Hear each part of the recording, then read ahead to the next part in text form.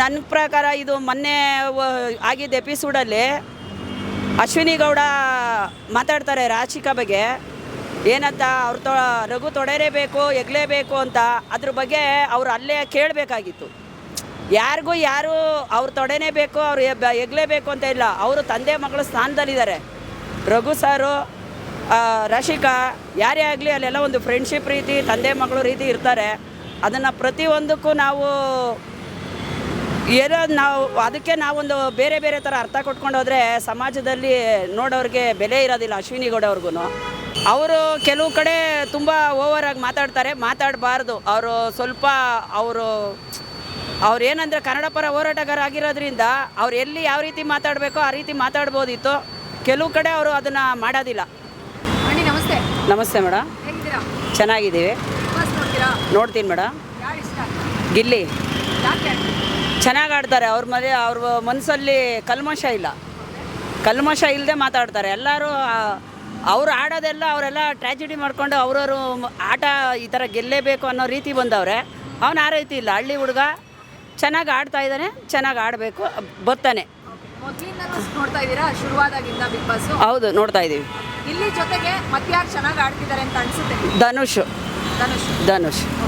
ಇನ್ಯಾರು ಇಷ್ಟ ಆಗ್ತಾರೆ ಆಂಟಿ? ಧ್ರುವಂತೂ ನನಗೇನು ಅಷ್ಟು ಇಷ್ಟ ಆಗ್ತಾ ಇಲ್ಲ ಮೇಡಮ್. ಅಶ್ವಿನಿ ಗೌಡನೂ ಚೆನ್ನಾಗಿ ಆಡ್ತಾ ಇದ್ದಾರೆ. ಅವ್ರ ಏಜ್ಗೆ ತುಂಬ ಚೆನ್ನಾಗಿ ಆಡ್ತಾ ಇದ್ದಾರೆ. ಹಾಂ, ನೋಡಿದೆ ಸರ್. ಈಗ ಧ್ರುವಂತಿಗೆ ಸೀಸನ್ ವೈಸ್ ಕಿಚನ್ ಚಪ್ಪಳೆ ಕೊಟ್ಟರು, ಅದು ಸರಿಯಾಗಿದೆಯಾ?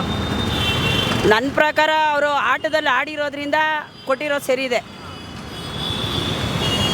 ಬೇರೆ ಧ್ರುವಂತು ಕೊಡಲಿಲ್ಲ ಅಂದರೆ ಬೇರೆ ಯಾರಿಗೆ ಕೊಡಬೇಕಾಗಿತ್ತು? ಬೇರೆ ಯಾರಿಗೆ ಅಂದರೆ ರಾಶಿಕಾ ಕೊಡಬೇಕಾಗಿತ್ತು ಮೇಡಮ್. ರಾಶಿಕಾ ಕೊಡಬೇಕಾಗಿತ್ತು. ಅವರು ಸ್ಟಾರ್ಟಿಂಗಿಂದನೂ ಮೊದಲನೇ ಎಪಿಸೋಡಿಂದನೂ ಅವ್ರು ತುಂಬ ಚೆನ್ನಾಗಿ ಆಡ್ಕೊಂಡು ಬರ್ತಾ ಇದ್ದಾರೆ. ತುಂಬ ಎಫೆಕ್ಟಾಗಿ ಆಡ್ತಾ ಇದ್ದಾರೆ. ಹೌದು, ಆಟ ಅಂದಮೇಲೆ ಬೇಜಾರಾಗೇ ಆಗುತ್ತೆ. ಆದರೂ ಅವರು ಹೆಲ್ಮೆಟ್ ಆಗಬಾರ್ದಿತ್ತು. 15 ವಾರ ಇರಬೇಕಾಗಿತ್ತು. ನನ್ನ ಪ್ರಕಾರ ಗಿಲ್ಲಿನೇ. ಇನ್ನೊಬ್ರು ಅಂತ ನಾನು ಇದು ತಗೊಂಡ್ರೆ ಧನುಷ್ ಬರಬೇಕು. ಅವ್ರು ಬಿಟ್ಟರೆ ಲಾಸ್ಟು ಅಶ್ವಿನಿ ಗೌಡ ಅವರು ಫುಲ್ ಘಾಟಿ, ಜೋರು, ಜಗಳ ಈ ಥರ ಎಲ್ಲ ಮಾತುಗಳು ನೀವು ನೋಡಿರ್ತೀರಿ. ಹೌದು.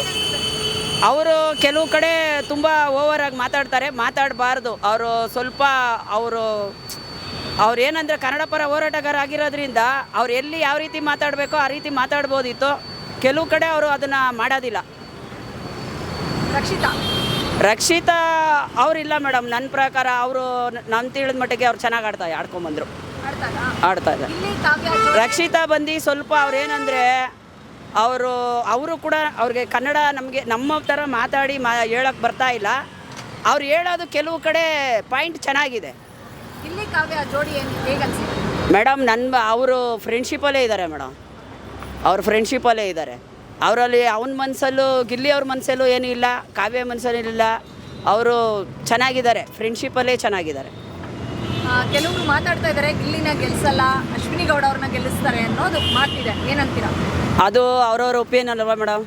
ನನ್ನ ಪ್ರಕಾರ ನಮಗೆ ತಿಳಿದ ಮಟ್ಟಿಗೆ ಆ ಥರ ಇಲ್ಲ ಅಂದ್ಕೊಂಡಿದ್ದೀವಿ. ಆ ಥರ ಇಲ್ಲ, ಗಿಲ್ಲಿ ಬರಬೇಕು ಅಂತ ಅಂದ್ಕೊಂಡಿದ್ದೀವಿ. ಜನನೂ ಅಷ್ಟೇ ಆಸೆ ಪಡ್ತಾ ಇದ್ದಾರಲ್ಲ, ನಮಗೂ ಅದೇ ಆಸೆ ಇರೋದು, ಗಿಲ್ಲಿ ಬರಬೇಕು. ಕಷ್ಟಜೀವಿಗಳು ಇದರಲ್ಲಿ ಇದ್ದು ಚೆನ್ನಾಗಿ ಬರೋರ್ಕಿಂತ, ಎಲ್ಲ ಒಳ್ಳೊಳ್ಳೆ ಸ್ಟೇಜಲ್ಲಿ ಇದ್ದು ಬರೋರ್ಕಿಂತ ಬಡತನದಲ್ಲವ್ರು ಬಂದು ಗೆದ್ದರೆ ನಮಗೂ ಎಲ್ಲರಿಗೂ ಕನ್ನಡ ಜನ ತುಂಬ ಖುಷಿ ಆಗುತ್ತಲ್ವ ಸರ್. ನಾವು ಅದನ್ನೇ ಎಕ್ಸ್ಪೆಕ್ಟ್ ಮಾಡ್ತಾ ಇದ್ದೀವಿ ಅಷ್ಟೇ. ಪ್ರತಿ ಸೀಸನಲ್ಲೂ ಬಿಗ್ ಬಾಸ್ ಅನ್ನೋದೊಂದು ಗಲಾಟೆ ಶೋ ಆಗಿಬಿಟ್ಟಿತ್ತು. ಈ ಸೀಸನ್ ಮಾತ್ರ ಕಾಮಿಡಿ ಶೋ ಆಗಿದೆ. ಯಾವಾಗ ನೋಡೋ ನಗು ಜಾಸ್ತಿ ಇದೆ. ಹೌದು ಸರ್, ಗಿಲ್ಲಿ ಇರೋದ್ರಿಂದನೇ sir. Colors Kannada number 1 channel ಬರಬೇಕು ಅಂದರೆ ಗಿಲ್ಲಿಯಿಂದನೇ ಸರ್. ನಾನು ಇಷ್ಟು ಎಪಿಸೋಡ್ ಯಾವ ಬಿಗ್ ಬಾಸ್ ಶೋ ಯಾವುದು ನೋಡೇ ಇರಲಿಲ್ಲ. ಗಿಲ್ಲಿ ಇರೋದ್ರಿಂದ ಇದೇ ಫಸ್ಟ್ ಟೈಮ್ ನನಗೆ ಬಿಗ್ ಬಾಸ್ ನೋಡ್ತಾ ಇರೋದು. ಈಗ ಕಲರ್ಸ್ ಕನ್ನಡಕ್ಕೆ TRP ಬಂದಿರೋದು ಸುದೀಪ್ ಸರಿಂದನಾ ಗಿಲ್ಲಿಯಿಂದ? ಗಿಲ್ಲಿ ಸುದೀಪ್ ಅವರಿಂದನೂ. ಸುದೀಪ್ ಅವ್ರ ಮಾತು ತೂಕವಾಗಿರುತ್ತೆ. ಏನೇ ಮಾತಾಡಿದ್ರು ಅವರು ಒಂದು ತೂಕಬೋದ್ರಲ್ಲೇ ಮಾತಾಡ್ತಾರೆ, ಅರ್ಥಗಂಭಿತವಾಗೇ ಮಾತಾಡ್ತಾರೆ. ಎಲ್ಲೂ ಯಾವುದೇ ಇದಾಗಿ ಬಿಟ್ಕೊಡೋದಿಲ್ಲ, ಚೆನ್ನಾಗಿ ಮಾತಾಡ್ತಾರೆ. ಇನ್ನೊಂದು ಆರೋಪ ಇದೆ ಸುದೀಪ್ ಸರ್ ಮೇಲೆ, ಎಲ್ಲ ಒಂದು ಕಡೆ ಪಾರ್ಶಾಲಿಟಿ ಮಾಡಿದ್ರು, ಒಂದು ಸೈಡ್ ಮಾಡಿದ್ರು ಅನ್ನೋದೊಂದು ಆರೋಪ ಕೇಳಿಬರ್ತದೆ ಸರ್. ಅದು ನನ್ನ ಪ್ರಕಾರ ಇದು ಮೊನ್ನೆ ಆಗಿದ್ದ ಎಪಿಸೋಡಲ್ಲಿ ಅಶ್ವಿನಿ ಗೌಡ ಮಾತಾಡ್ತಾರೆ ರಾಶಿಕಾ ಬಗ್ಗೆ ಏನಂತ ರಘು ತೊಡೇಲೇಬೇಕು ಎಗಲೇಬೇಕು ಅಂತ ಅದ್ರ ಬಗ್ಗೆ ಅವ್ರು ಅಲ್ಲೇ ಕೇಳಬೇಕಾಗಿತ್ತು. ಯಾರಿಗೂ ಯಾರು ಅವ್ರು ತೊಡೆನೇ ಬೇಕು ಅವ್ರು ಎಗಲೇಬೇಕು ಅಂತ ಇಲ್ಲ, ಅವರು ತಂದೆ ಮಗಳ ಸ್ಥಾನದಲ್ಲಿದ್ದಾರೆ. ರಘು ಸಾರು ರಶಿಕಾ ಯಾರೇ ಆಗಲಿ ಅಲ್ಲೆಲ್ಲ ಒಂದು ಫ್ರೆಂಡ್ಶಿಪ್ ರೀತಿ ತಂದೆ ಮಗಳು ರೀತಿ ಇರ್ತಾರೆ. ಅದನ್ನು ಪ್ರತಿಯೊಂದಕ್ಕೂ ನಾವು ಅದಕ್ಕೆ ನಾವೊಂದು ಬೇರೆ ಬೇರೆ ಥರ ಅರ್ಥ ಕೊಟ್ಕೊಂಡು ಹೋದರೆ ಸಮಾಜದಲ್ಲಿ ನೋಡೋರಿಗೆ ಬೆಲೆ ಇರೋದಿಲ್ಲ. ಅಶ್ವಿನಿ ಗೌಡ ಅವ್ರಿಗೂ ಅವ್ರೇನಂದ್ರೆ ಒಂದು ಹೋರಾಟಗಾರ್ತಿಯಾಗಿ ಆ ಮಾತು ಮಾತಾಡಬಾರ್ದಾಗಿತ್ತು. ಅದು ನನಗೆ ಆತ ಮೇಲೆ ನಾನು ಅಷ್ಟೊಂದು ಇದು ಮಾಡಿಲ್ಲ ಸರ್. ಆದರೆ ನನಗೇನು ಹಂಗೆ ಅನ್ನಿಸ್ತಾ ಇಲ್ಲ. ಕೆಲವ್ರು ಹಂಗೆ ಅಂತಾರೆ, ಅದು ನಿಜಾನ ಸುಳ್ಳ ನನಗೆ ಗೊತ್ತಿಲ್ಲ. ನನ್ನ ಪ್ರಕಾರ ಸುದೀಪ್ ಸಾರು ಅದನ್ನು ಆ ಮಾತನ್ನ ಅವ್ರು ಅಶ್ವಿನಿ ಗೌಡ ಕೇಳಿದಾಗ ಮಾತಾಡಿದರೆ ಚೆನ್ನಾಗಿರೋದು. ಇದು ದುಡ್ಡಿರೋರ್ಗೊಂಥರ ಬಡವರು ತನಕೊಂಥರ ಅಂತ ನನಗೆ ಗೊತ್ತಿಲ್ಲ. ಆದರೆ ಇವರು ಬಡತನಲ್ಲಿ ಇರೋರನ್ನ ಕರ್ಕೊಂಬಂದರೆ ತುಂಬ ಚೆನ್ನಾಗಿರುತ್ತೆ. ಯಾಕಂದರೆ ತುಂಬ ಕಷ್ಟಜೀವಿಗಳು ಬಂದರೆ ಇದರಲ್ಲಿ ಅವ್ರಿಗೂ ಇದಾಗುತ್ತೆ. ಇವಾಗ ಇವ್ರನ್ನ ಕರ್ಕೊಂಬಂದರು, ಮಲ್ಲಮ್ಮ ಅವ್ರನ್ನ ಕರ್ಕೊಂಬಂದರು. ಅವರು ಒಂದು ಕೂಲಿ ಕೆಲಸ ಮಾಡೋರು, ನಾವು ಮಾಡ್ತೀವಿ. ನಾವು ಈಗ ಬೆಳಗ್ಗೆ ಇದ್ದರೆ ಮನೆ ಕೆಲಸ ಮಾಡ್ಕೊಬರ್ತೀವಿ, ಆಮೇಲೆ ಇಲ್ಲಿ ವ್ಯಾಪಾರ ಮಾಡ್ತೀವಿ. ನಾವು ಒಂದು ಎಂಟರ್ಟೈನ್ಮೆಂಟ್ಗೆ ಹೋಗೋ, ಇವಾಗ ಒಂದು ಥಿಯೇಟ್ರ್ನಲ್ಲಿ ಇದ್ದರೆ ನಾವು ಒಂದು ಫಿಲಮ್ ನೋಡೋಲ್ಲ, ಏನೋ ಹೋಗಿ ಟಿ ವಿನಲ್ಲಿ ಕೂತ್ಕೊಂಡು ಏನೋ ಬರುತ್ತಲ್ಲ ಚೆನ್ನಾಗಿದೆಯಲ್ಲ ಅಂತ ನೋಡ್ತೀವಿ ಬಿಗ್ ಬಾಸ್ನ.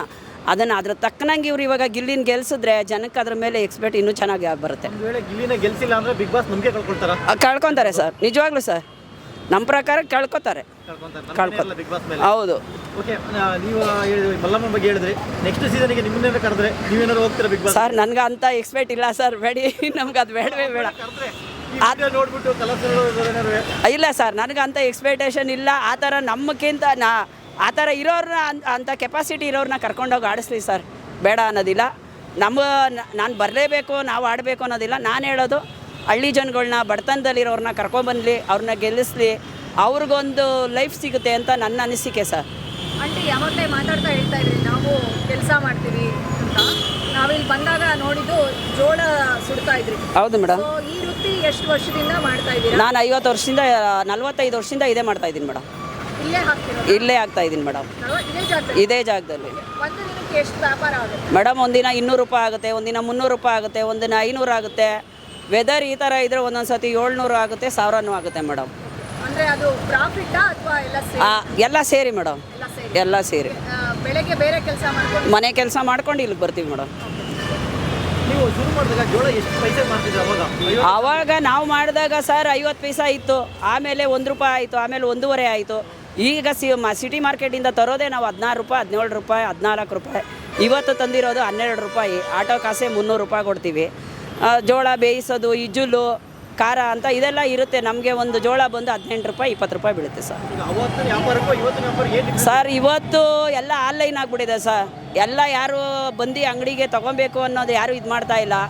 ಜನ ಏನಂದರೆ ಆನ್ಲೈನ್ ಮಾಡ್ಕೊಂಬಿಟ್ಟಿದೆ. ಅದರಲ್ಲಿ ಎಷ್ಟು ಮೋಸ ಹೋಗ್ತಾ ಇದ್ದಾರೆ, ಎಷ್ಟಿದೆ. ಅದು ಬೆಳಿಬೇಕು ಜನರಲ್ಲಿ, ನಾನು ಬೆಳಿಬಾರ್ದು ಅಂತ ಹೇಳೋದಿಲ್ಲ. ಆದರೆ ಅದ್ರ ತಕ್ಕನಂಗೆ ನಾವು ಬಂದು ಎದುರುಗಡೆ ನಿಂತು ನೋಡಿ ತೊಗೊಂಡು ತಿನ್ನೋ ರುಚಿನೇ ಬೇರೆ, ಆನ್ಲೈನಲ್ಲಿ ಮಾಡ್ಕೊಂಡು ತಿನ್ನೋ ರುಚಿನೇ ಬೇರೆ ಇರುತ್ತೆ.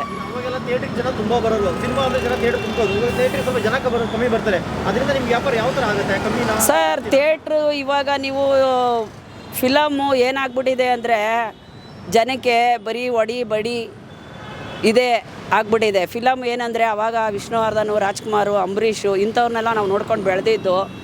ಆ ಥರ ಶಂಕರ್ ನಾಗರನ್ನೆಲ್ಲ ನಾವು ನೋಡ್ಕೊಂಡು ಬೆಳೆದ್ರೆ, ಆ ಥರವ್ರು ಬಂದರೆ ಆ ಥರ ಒಂದು ಪಿಕ್ಚರ್ ತೆಗೆದ್ರೆ, ಫ್ಯಾಮಿಲಿ ಫಿಲಮ್ ತೆಗೆದ್ರೆ ಜನ ಈಗಲೂ ಬರ್ತಾರೆ ಸರ್. ಕಾಂತಾರ ಬಂತು, ದೈವತ್ವ ಆಯಿತು ಅಂತ ಅದಕ್ಕೆ ಬಂತು ಅಲ್ವಾ. ಅದೇ ರೀತಿ ಇವರು ಒಳ್ಳೊಳ್ಳೆ ಇದು ಕೊಡಬೇಕು. ಇವಾಗ ಟ್ಯಾಕ್ಸಿಕ್ದು 2 ದಿನದಿಂದ ಸುದ್ದಿ ಹರಡಾಡ್ತಾ ಇದೆ. ಅವರು ಯಾವ ರೀತಿ ಇದನ್ನು ಪಿಕ್ಚರ್ನ ಕೋಟಿ